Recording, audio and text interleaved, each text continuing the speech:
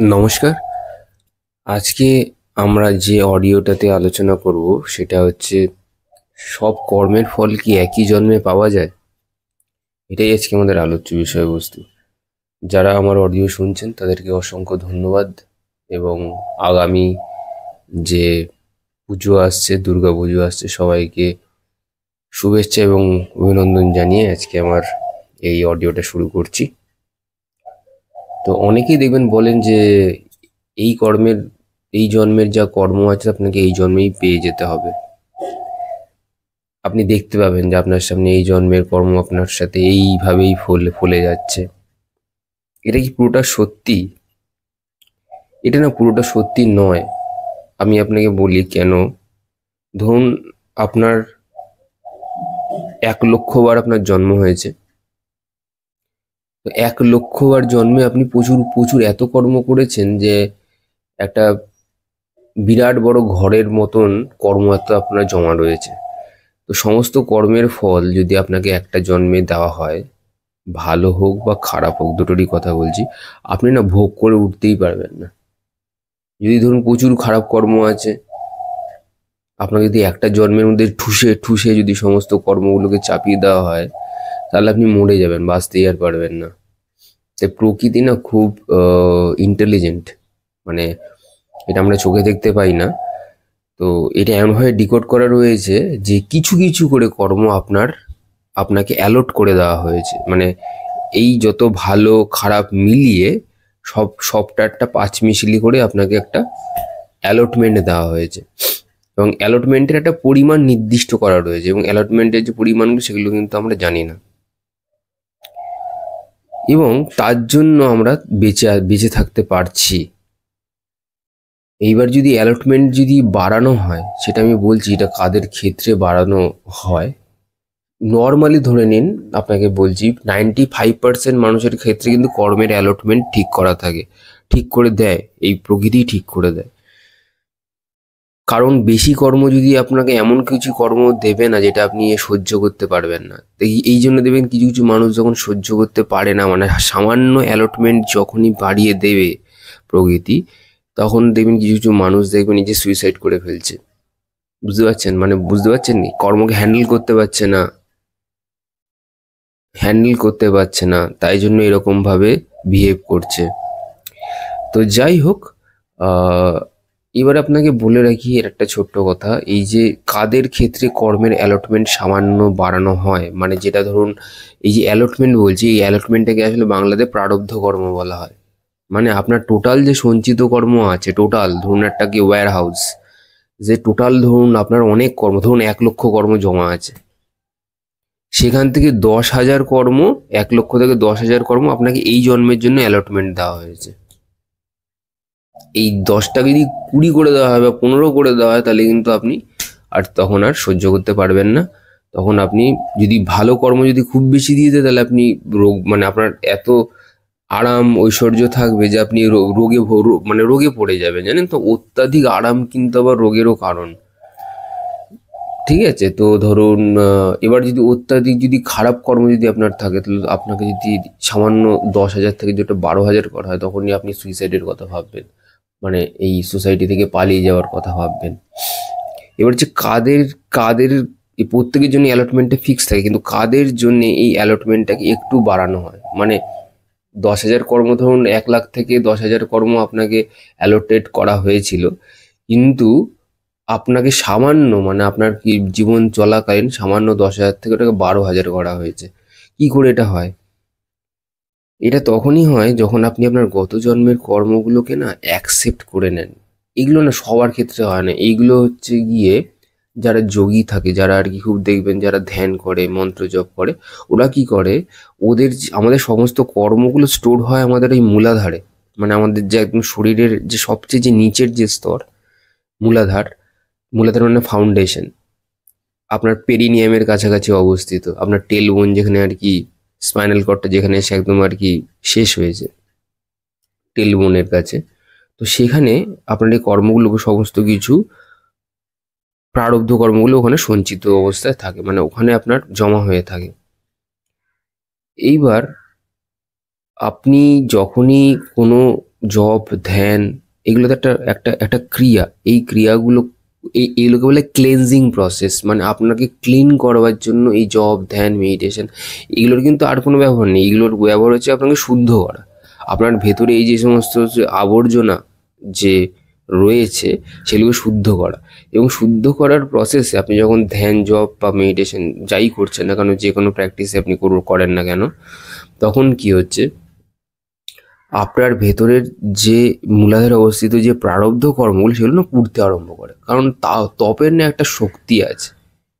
তপের একটা শক্তি আছে, মানে ধরুন কোনো একটা মানুষের এক্সাম্পল দিয়ে বলি, ধরুন সে ধরুন খুব কামুক, তার প্রচুর কাম বাসনা থাকে। এইবার সে সেটাকে বুঝতে পেরে গেছে, কোনোভাবে সে সেটাকে বুঝতে পেরে গেছে, বুঝতে পেরে সে ধ্যান জপ আরম্ভ করেছে। এবার তখনই সে ধ্যান যখন করছে, তার কিন্তু সে কি করছে, নিচের যে মূলাধারের যে যে সেন্টারে যে এত যে সেক্সুয়ালিটি, যেগুলি যে এত যে এনার্জি, সেটাকে সে মানে উইথড্র করে সে ওপরে ওপরে তুলছে। সে যখনই ধ্যান করছে, মেডিটেশন করছে, মাইন্ড যখন স্থির হয়ে যাচ্ছে, সে 24 ঘন্টা যদি ওই ওপরেই যদি ডাকে এনার্জিকে, সে আর কিন্তু নিচে আর আসছে না। আসছে কিছু কিছু কাজ করো, কিছু কিছু কাজকর্মের জন্য, খুব কম সময়ের জন্য আসছে।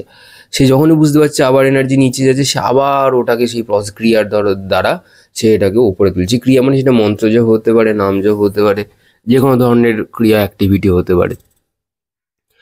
তো তখন কি হচ্ছে, এই যে ক্লেনজিং প্রসেসে কি হচ্ছে, ওর যত প্রারব্ধ আছে সেগুলো কিন্তু আস্তে আস্তে কিন্তু ডিলিট হয়ে যাচ্ছে। কারণ ও তো ধরে ফেলছে যে ধ্যান জব মেডিটেশন করছে, ওর প্রারব্ধ কর্মগুলোকে এক একটা করে ধরে ফেলতে পারছে। ও আইডেন্টিফাই করতে পারছে যে আমার উইকনেসটা কোথায়, আমি কোন জিনিসের প্রতি দুর্বল হয়ে যাচ্ছি।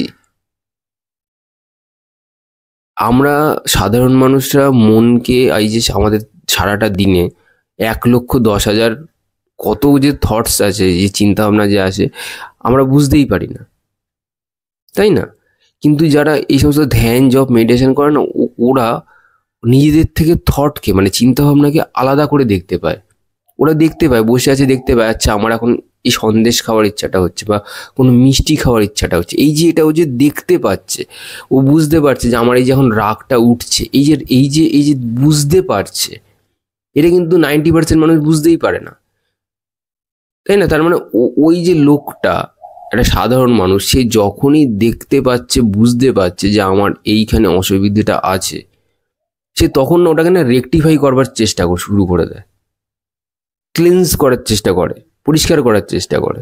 তো যখনই পরিষ্কার করবার চেষ্টা করছে এবং আস্তে আস্তে পরিষ্কার যখনই হচ্ছে, তো সেইখানটাতে তো একটা গ্যাপ, মানে ওর যে প্রারব্ধে যে সমস্ত নেগেটিভ জিনিসগুলো ছিল, ভালো গুণ তো ছেড়ে দিন, ভালো গুণ যেগুলো থাকে তো সেগুলো তো রয়েছে, সেগুলো হার্ম করে না। কিন্তু যে নেগেটিভ যে সংস্কারগুলো আছে, মানে এই যে ধরুন কেউ প্রচুর কিছুতে আসক্তি থাকে, অ্যাকচুয়ালি আসক্তি থেকেই আমরা আসলে যত দুষ্কর্ম করে থাকি।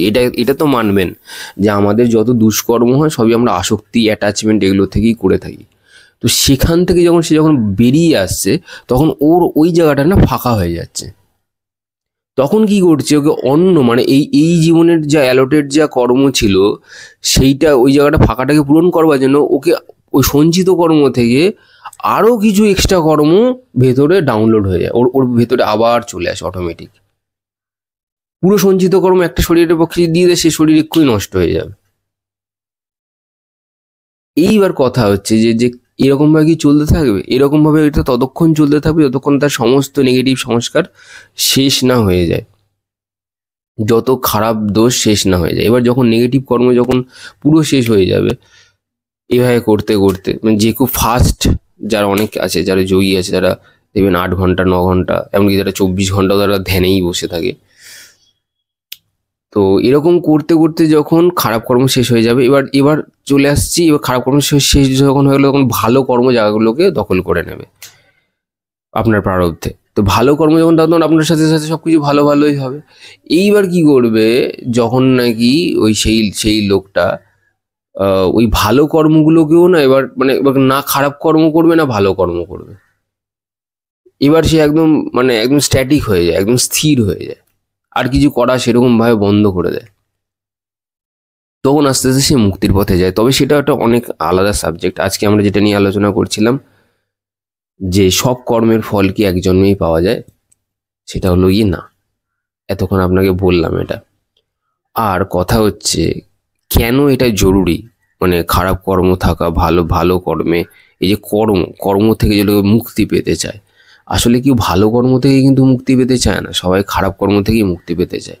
তবে আপনাকে বলে রাখি, যদি আপনার জীবনে সমস্যা না থাকে তাহলে না আপনি বাঁচতে পারবেন না।